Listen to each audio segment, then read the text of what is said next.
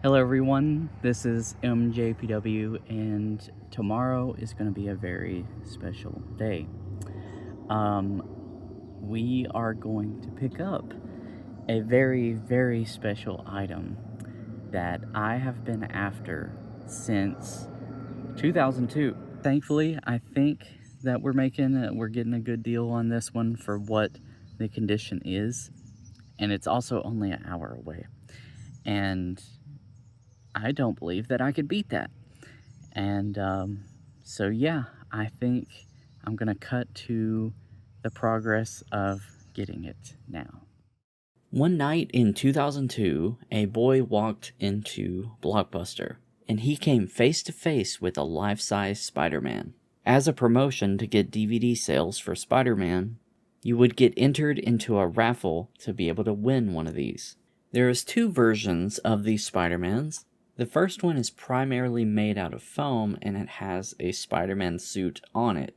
The second is a more plastic or PVC type of material and just about doing the same pose. I haven't seen one of these in person yet, so forgive me, I may get the material type wrong, but the one that was in my Blockbuster back in 2002 was the foam one. These were made by a company called Idea Planet, who is still around nowadays. They make all kinds of awesome products, and one in particular my Zombies viewers will know, the Black Ops 3 Collector's Edition Juggernaut fridge. Over this time since 2002, I've always tried to get my hands on one of these. Some of the sellers were far, some of them were close, some sellers have did me wrong, and then there's some sellers that sell these that's just absolutely destroyed, and for outrageous prices. I even had daily eBay alerts for if one happened to pop up. But fast forward to 2026, that boy is finally getting his life-size Spider-Man. We have Spider-Man. Base is a little bit rusted up. Thankfully, his stand does pop out of him. It's not something most people would know, but there you go. So this is the base. I think, you had to forgive me, it was like an hour and a half drive. So this is the base. It's a little bit rusted up, a little bit beat up. But you can see Spider-Man. It's a pretty nice base. Here's that tag. Here's also another tag. Very cool.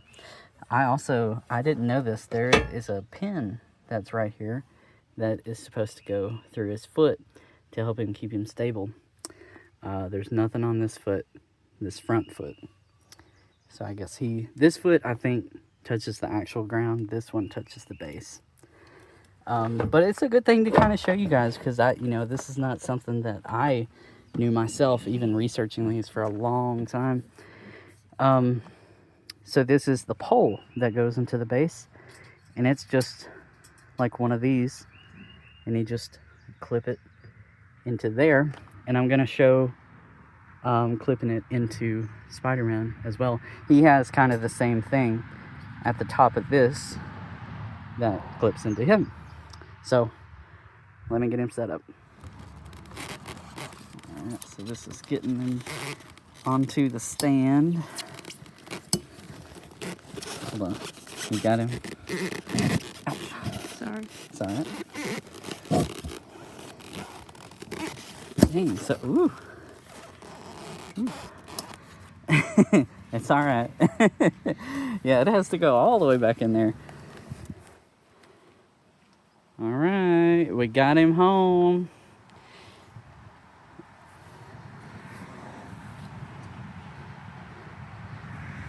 I think it's just like how I remembered it. I think I was 6 in 2002. I think I was 6 years old when these were at Blockbuster. And these poor things, they when they get listed, they are very, very torn up. I think, regardless of anything, yeah, his hands are a little bit lower, but his legs are in pretty decent condition. Like, there's a lot that they're broken. Like, the legs are straight up just really weird looking and broken in pieces. I've seen his lenses completely pulled out. Sure, these are a little bit yellowed, but it's not something that I'm really griping about, because like I said, it could absolutely be worse. I discovered today, Rick Harrison, the guy from Pawn Stars, he had a video of one of these somebody brought in to sell for $1,500. And yeah, that was a lot for then, and it still is now for what it is. But Rick points out, like, something that has 46,000 of something isn't that rare, considering the condition that the majority are and the condition that this one is in. Yeah. This is fantastic. This, like, I don't even know if I said, this is my, like, collectible grail thing that I've been after for an incredibly long amount of time. I'm very excited to have him in the collection.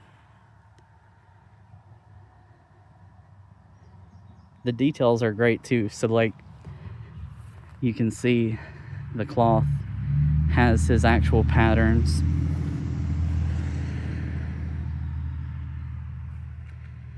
Something cool to know. So he is made of like a foam. It feels very scary to even touch. I believe the head is actually a plastic, because if you look here, this looks like it's a mask that, you know, that could be pulled off if we needed to repair. There is also 2 zippers underneath here. There is also another zipper that goes right here to the shoulders. And this part right here is separated. It's almost like a shirt, but it is just tied. This is how it was on the actual thing. It's not like somebody else had did that. So other than going through the pain of removing the webbing, I don't believe it would be an absolute nightmare, like I've always thought, to repair one of these guys. I've always thought that it would just be terrible to get one and then have to try and repair it.